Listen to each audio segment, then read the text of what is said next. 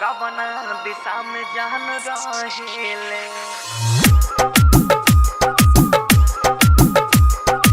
DJ मिठू राजा पटसोनी Shiv Manmohan recording studio Delhi. कवना दिशा में जान रहेले हमके बता दे रे पुरवा कवना दिशा में जान रहेले कवना दिशा में जान रहेले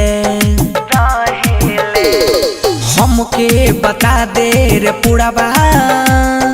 कवना दिशा में जान रहेले कवना दिशा में जान रहेले पागल दिलावा रहिया निहारे बिरही के मारना सहेले हमके बता दे रे पुरवा कवना दिशा में जान रहेले कवना दिशा में जान रहेले। डीजे मिठू राजा पटसोनी कवना दिशा में जान रहेले कवना दिशा में जान रहेले हाँ रोता दिलवाई जो हटा अखियाई तोहरे सूरतिया ये जान हो तोहरे सूरतिया ये जान हाँ रोता दिलवाई जो हटा अखियाई तोहरे सूरतिया ये जान हो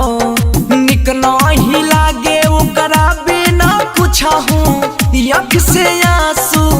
बहेले का रहे हमर कसुरवा बेवफा हमके उ कहेले बेवफा हमके उ कहेले।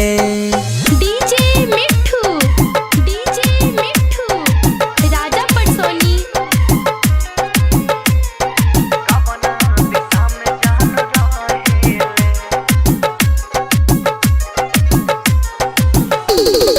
कवना दिशा में जान रहेले प्यार उ बचपन के बात लड़कपन के कैसे के हम भूल जाई हो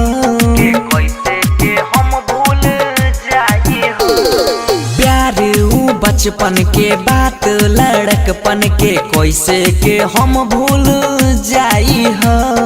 भोरबा उ कोरबा में बैठो तो रहले बहुते याद उ आवेले मंगिया में भर के सेनुरवा बंसी के प्यार में बहेले अभय के प्यार में बहेले पागल दिलावा रहिया निहारे बिरही के मारना सहेले हमके बता दे रे पुरवा कवना दिशा में जान रहेले कवना दिशा में जान रहेले।